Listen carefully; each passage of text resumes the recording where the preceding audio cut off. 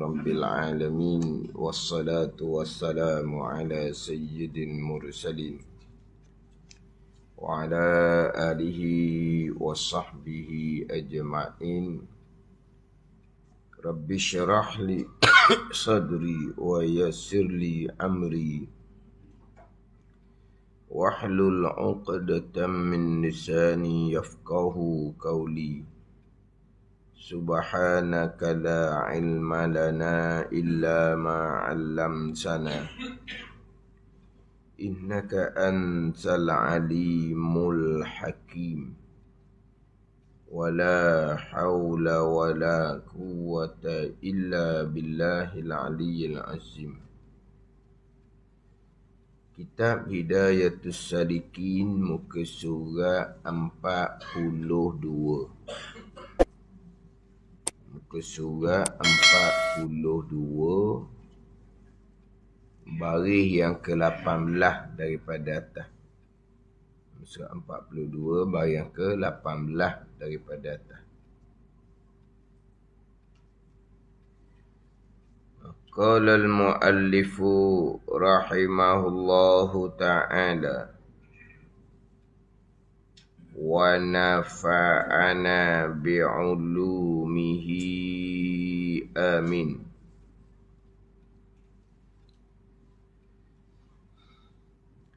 Dan sunat engkau baca, dan sunat engkau baca pada sembahyang subuh. Kemudian daripada Fatihah, tiwalul mufassal. Tiwalul mufassal. Hak dalam hak tebal tu to, waw, lam sahaja. Nak kena tambah to, waw, alif, lam. Lepas waw ada alif. Tiwal. Bukan tulul mufassal, tiwalul mufassal. Tiwalul mufassal.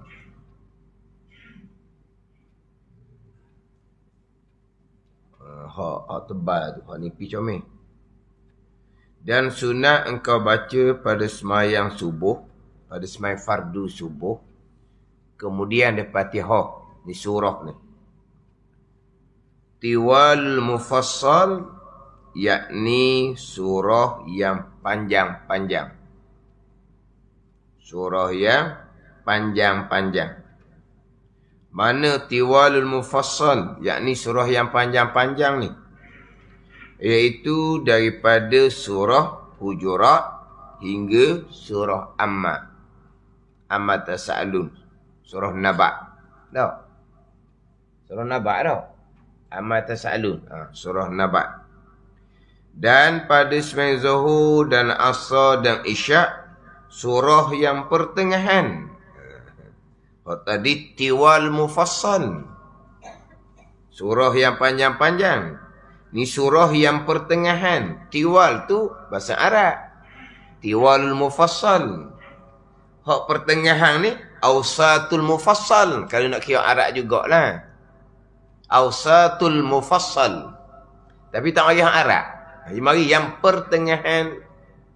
Hak subuh tu tiwalul mufassal, yakni surah yang panjang-panjang.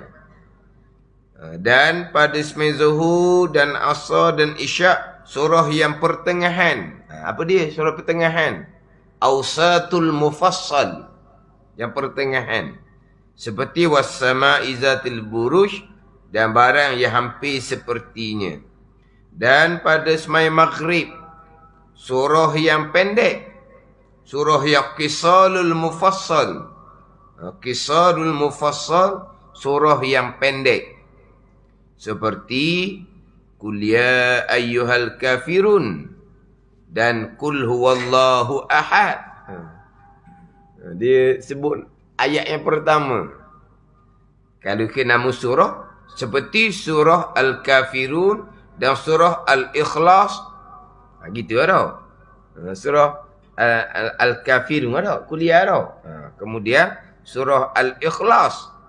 Ni dibut dak ni dia surah Qul ya ayyuhal kafirun dan surah Qul huwallahu ahad. Dan wal adiyat. Surah wal adiyat. Wal adiyat. Surah apa kan nama dia sebenar? Ha? Ha? Ya ke? Jadi macam kita juga tau. Kita budak-budak gini ya. Surah kuliah, surah Qul huwallah, surah wal adiyat, surah wadduha, surah alha, surah alam taraka. Kan kita budak-budak kan? Tak kenal nama surah kita budak-budak. Tak kenal. Tak kenal surah Al-Ikhlas, surah Al-Falaq, surah An-Nas. Kita tak kenal. Qul a'udzu lah. Gitulah kalau kita tahu dah. Surah Tabbat Yada. Surah Inna A'tayna. Kenal surah Kausar? Tak kenal. Kita kenal surah Inna A'tayna lah. Surah Lam Yakuni. Kenal surah Bayyinah? Tak kenal surah Bayyinah. Surah Lam Yakuni lah. Budak-budak kan? Ni. Mana ni? Seperti surah apa? Qul ya ayyuhal kafirun dan Qul huwallahu ahad dan wal adiyat. Dan ada dan saya tu. Hak tebal ada dan, hak nipis tak ada. Hak nipis tak ada. Hak nipisnya dan Qul huwallahu ahad wal adiyat. Ada. Qul huwallahu ahad dan wal adiyat. Ada dan. Hak nipis tengah tambah. Dia dua cetakan kita ni. Hak nipis, hak tebal. Terkadang comel hak nipis, hak tebal kena baiki. Terkadang comel hak tebal, hak nipis kena baiki.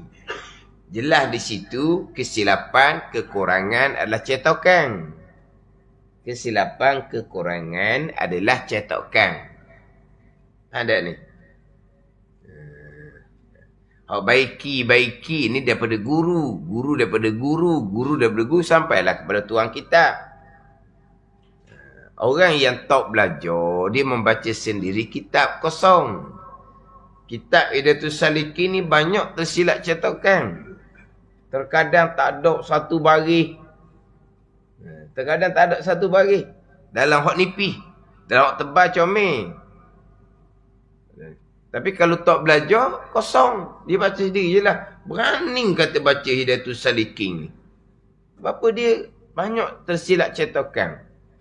Dia baca sendiri. Dan ada orang pula dia baca sendiri. Orang baiki ni dia kata macam mana? Oh, pandai nak baiki kitab orang. Pandai kita dia tuan kitab. Buat kitab sendirilah. Sebab saya pernah mengajar.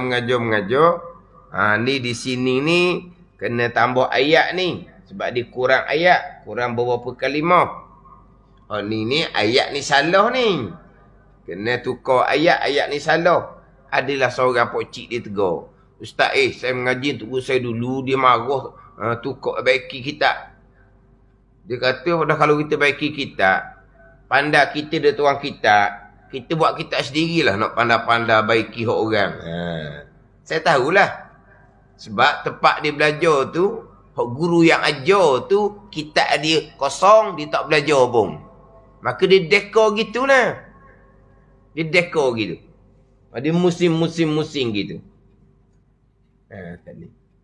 Kemudian adalah pulaknya di tempat yang sama. Anak pada yang mengajar tu. Hak kata tak boleh baiki tu. Tapi anak dia belajar pondok. Mengajar kitab banyak dia baiki. Sebab dia belajar pondok. Pada ni. Tapi pandai dia. Kitab dia kosong. Dia dekor gitu. Dia buat alasan gitu. Baiki ni bukan baiki hak tuan kitab. Baiki cetakan salah. Tuan kitab tak ada kilang cetakan. Ada ni. Macam sekarang lah. Penulis-penulis tu. Buku ke apa ke. Dia cetak sendiri. Dia hantar pada pencetak. Dia tengok balik. Kalau ada kekurangan, dia tambah. Tu terkadang, dia tambah-tambah dah. Okey, ni molek dah. Keluar tengok. Allah, salah juga pencetak ni. Tapi tak boleh nak buat apa dah. Sebab berjilik-jilik dah. Sekali dia tobok, sekali dia cetak tu berjilik-jilik dah. Ada buah-buah 1000 ke tak kira lah. Maka dia pun buat pembetulan tu di hadapan. Pernah jumpa buku gitu? Kitab pun ada, kitab-kitab barulah. Dia ada pembetulan di hadapan. Pembetulan tu daripada siapa? Daripada tuan buku tu. Salah kenapa? Pencetak salah. Tapi tak boleh nak baiki dah sebab sudah keluar berapa jilid dah. Berapa buah, beribu, 2000 dah. Dia tak boleh buat apa dah. Dia cuma buat pembetulan di muka surat hadapan. Pembetulan daripada siapa ni? Pembetulan daripada tuan kitab. Salah siapa? Salah pencetak. Sama di sini. Yang salah pencetak bukan tuan kitab. Bukan baiki hak tuan kitab. Tapi yang cakap gitu sebab kitab dia kosong, dia tak belajar. Kalau pandai-pandai nak baiki kitab orang, pandai kita dia tuan kitab pula. Buat kitab sendirilah. Pandai dia menari. Memang kalau kita mengaji kitab Jawi di pondok, memang banyak baiki. Kita belajar kitab Jawi di pondok, memang banyak baiki. Kitab kecil ke, kitab besar ke. Kita ngaji kitab Sabila, ada kena baiki. Belajar kitab Burhatutullah, ada yang kena baiki. Kasful Lisam, ada yang kena baiki. Aqidatun Najin, Tauhid, ada yang kena baiki. Itulah. Cetakan tu. Kitab Muniatul Musalat kecil pun, ada yang kena baiki. Kalau saya belajar kena baiki tu, tengoklah cetakan lain. Kitab Muniatul Musalat dia ada beberapa cetakan. Cetakan lama lah. Cetakan lama ni, hak Fotoni ada, hak Penang ada, hak Singapura ada, cetakan lama. Jadi kita boleh banding. Hak kita ngaji guru baiki, tengok cetakan hak lain. Molek ada ayat tu. Pada ni, ada. Maknanya, hak cetakan ada tangan saya tu salah. Tapi dibaiki dia tunggu, kita baiki je lah. Tengok cetakan lain, cuma molek ada. Macam saya belajar kitab Hidayatus Salikin ni. Dengan Tuan Guru Baba Najibuddin Kerandang. Dia baiki. Tengok-tengok hak tebal, ada hak molek. Hak tempat baiki tu, hak tebal comel, sama macam baiki ya. Tapi masa saya ngaji pondok, Hidayatus Salikin, tak tahulah hak tebal ni ada ke belum, hak tebal. Saya pun bawa hak tebal ni. Ni hak tebal. Jadi masa saya belajar pondok Hidayatus Salikin hak nipi, saya dah tahu hak tebal ada ke tak. Ni hak nipi. Tak ada kulit dah. Dia cabut. Cerah. Dia jadi lokoh. Tepi-tepi pun jadi mana? Gebih. Maksud apa? Gebih tu tanah. Tepi tu jadi pohu. Pohu. Dok, dia kitab gini ni, dia cepat pohu ni. Ni, kitab gini ni. Pohu lah. Pohu. Gebih tu tanah. Gebih. Tapi dia tak boleh tu. Dia dah cabut pula. Halu je cek cabut. Kata. Kitab lama. Kitab kertas. Kertas kitab baru ni, kertas putih tu mungkin tahan loh. Kertas kita mungkin tahan. Kertas kitab lama dia kena jaga. Dia lepas tu ada kitab-kitab. Saya mengajar, saya simpan hak asal. Faridah ke Muniatul Musalat saya fotostik. Hak asal simpan. Tak boleh dah nak balik. Kan dia balik tutup. Tu pun tak pernah saya lipat tau. Saya tak pernah lipat. Kitab saya tak pernah hajar lipat. Tak ada lipat gini. Dah tak pernah hajar gitu. Pun tak tahan. Akhirnya saya fotostik, mengajar fotostik. Hak asal simpan. Sebab apa? Punah. Cerah habis. Kitab pernah bagi hati. Kertas dia sama juga, tak tahan. Dia cerah, dia putus dia. Macam-macam. Jadi masa saya ngaji dengan abang untuk guru saya hak nipis ni, tak tahu pok tebal ni ada. Hak tebal ni, dia ada baris. Ayat Quran, hadis Nabi, doa kan ada baris belaka. Hak nipis tak ada baris. Hak tebal pula, dia kosong tepi. Kosong tepi hak tebal ni kan. Bila kosong tepi, kita boleh buat catatan. Ada pun kalau hak nipi ni, hak nipi mana dia ada kosong tepi. Ni tepi ni kita lain ni. Tepi ni kita adrun napi. Ni kita lain tepi ni bukan letak kaki ni. Dua dalam satu dia panggil tau. Beli satu kitab, beli dua. Hidayatus Salikin, di tepi tu, Durnapi tepi ni. Jadi pada tepi ni seumpama ni, macam mana kita nak catatan? Nak catatan ni, nak dobik, nak catat tu gua aja. Nak catat macam ni, dah tepi ni penuh dah. Dia pohon tebal ni, tepi dia kosong. Oh, luah boleh buat catatan. Tapi masa saya mengaji pondok dulu ni, tak tahu pohon tebal ada kedok. Cuma, waktu guru saya baiki, saya pun baiki. Kadang-kadang tengok tebal tak payah baiki. Molek. Dia gitu. Mana tu guru baiki tu dah tugu siapa ke tuan kita? Pandai pula kitab kosong tak belajar. Jangan baiki kitab orang. Kalau baiki kitab orang, pandai kamu daripada tuan kitab. Kamu tulis kitab sendiri dah pandai kamu. Dah. Bukan baiki hak tuan kitab, baiki cetakan. Hak baiki cetakan. Salah cetakan. Itu kena faham molek tu.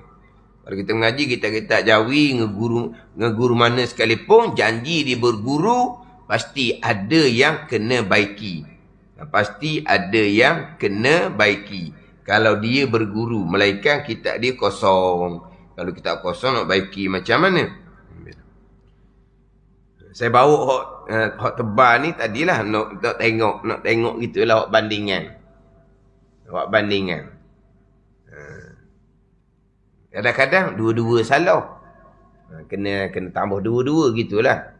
Kadang-kadang tak ada bukan satu perkataan. Terkadang kurang satu baris. Bayangkan.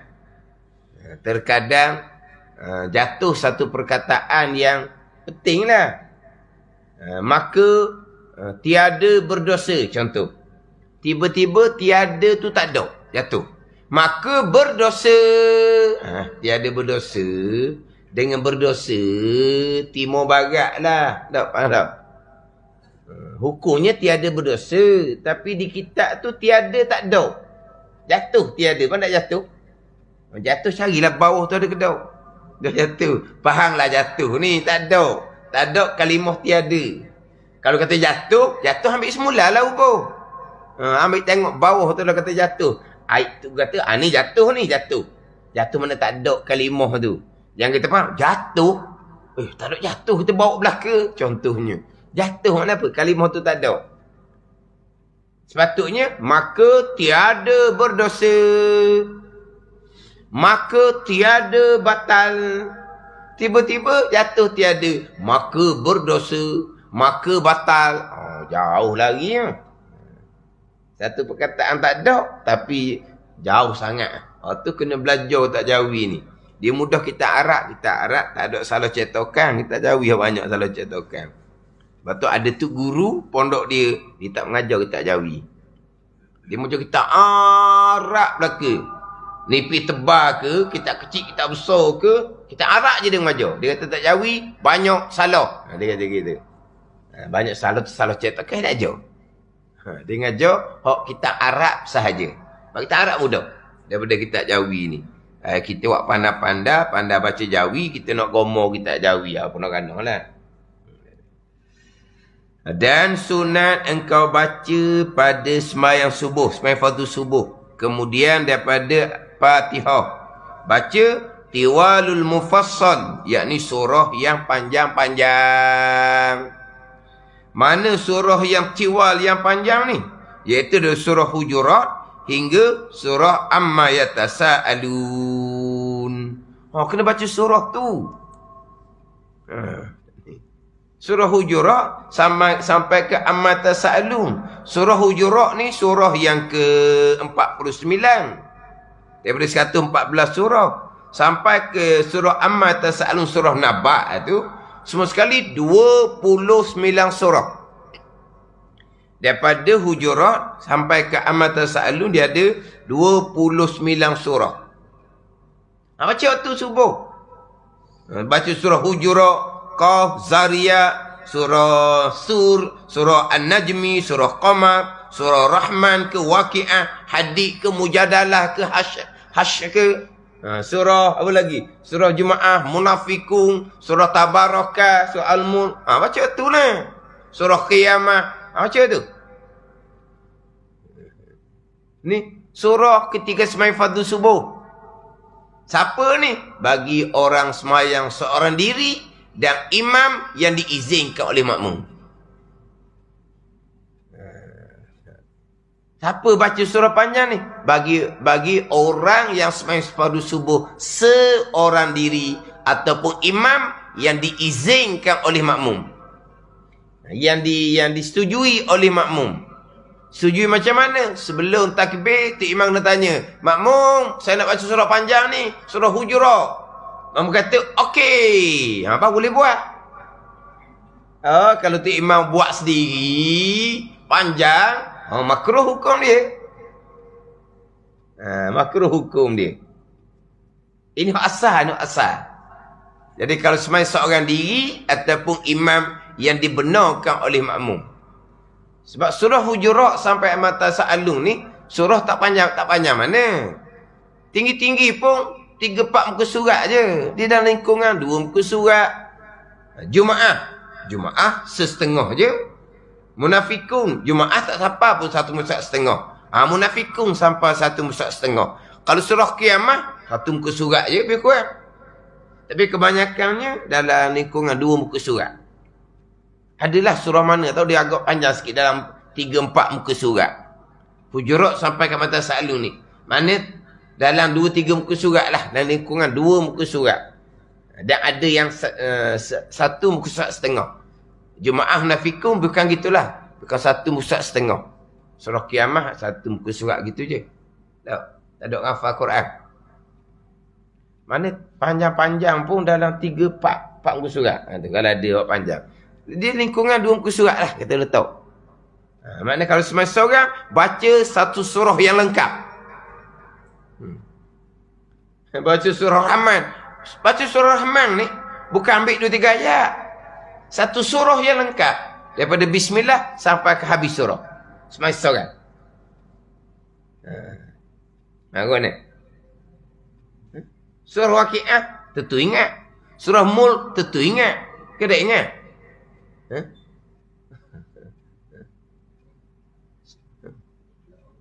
Surah Waqi'ah tak ingat? Surah Mulk tak ingat? Macam tu kan? Apa ni? Semasa seorang. Tu imam jangan buat. Tu imam jangan buat. Ni, tu imam boleh buat. Tapi dengan keizinan makmum. Surah Saf tak ingat? Surah Rahman tu bukan kata ingat, cuma biasa dengar baca tu tahulah, lacor lah. Tapi kalau baca wahara, tak boleh baca tu, melainkan lafaz betul-betul lah. Kan Waqi'ah, surah Mulk tak ingat. Tu lah waktu tu, baca 1 surah, bukan potong-potong, bukan ambil tengah-tengah, dah. Sembahyang subuh seorang diri kena baca surah yang panjang, daripada Hujurat sampai ke Amma Tasa'alu. Kan?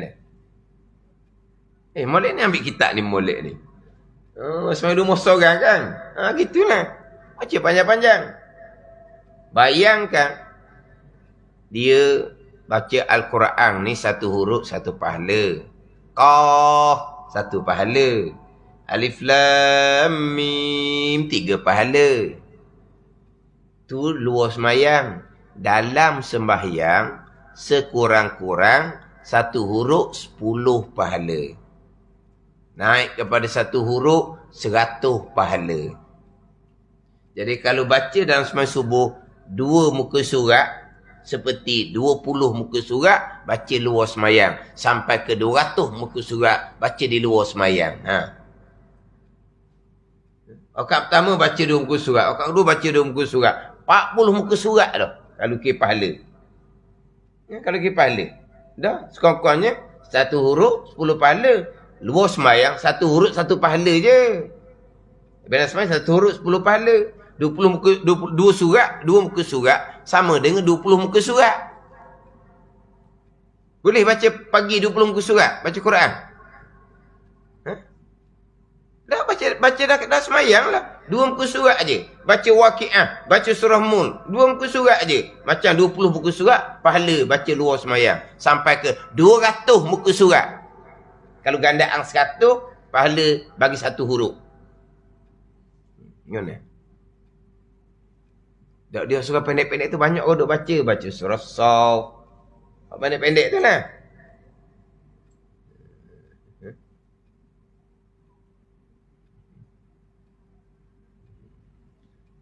Dok, kita ni baca Quran tak banyak. Kemudian kita baca pula tak pandai letak. Dan sembahyang baca surah pendek-pendek. Sebab sudah sembahyang nak baca Quran. Apa? Dalam sembahyang tak ada Quran ke?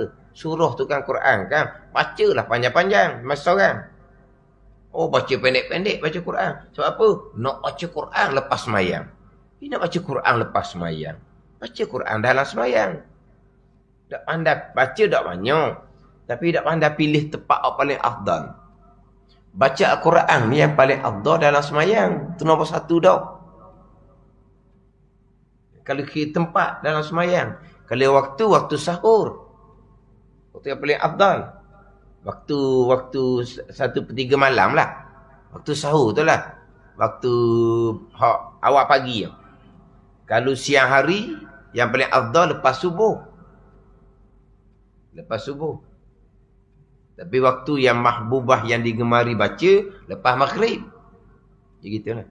Tapi waktu yang tempat yang paling afdal baca Quran adalah di dalam sembahyang.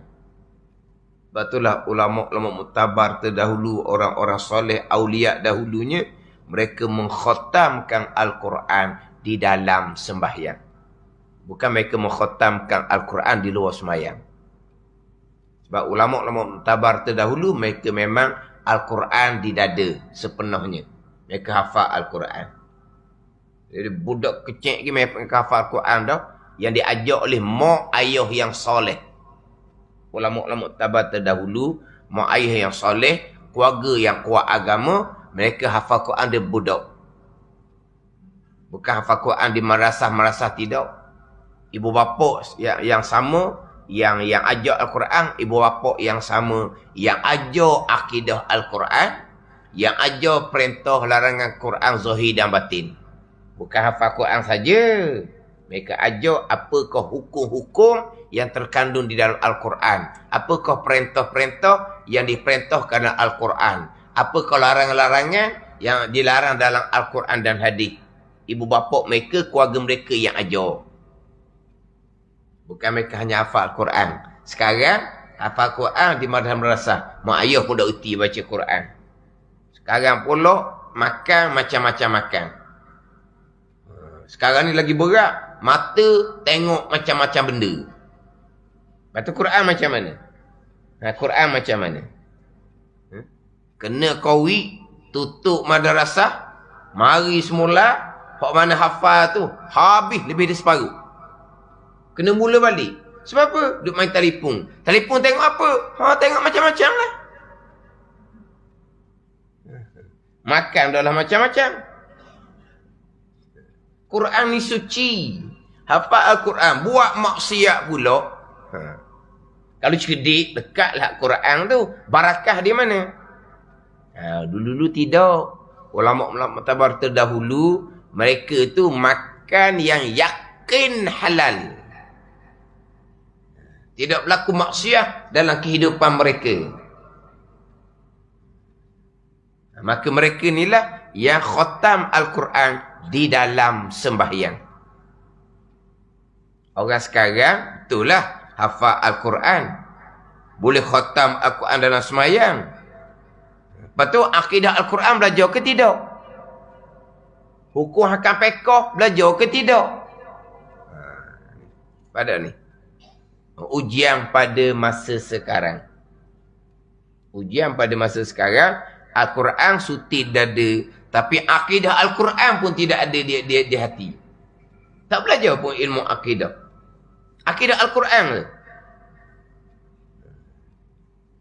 Jadi ulama-ulama terdahulu mereka mengkhatamkan Al-Quran di dalam sembahyang. Sebab apa? Itulah tempat yang nombor satu, yang paling afdal membaca Al-Quran di dalam sembahyang.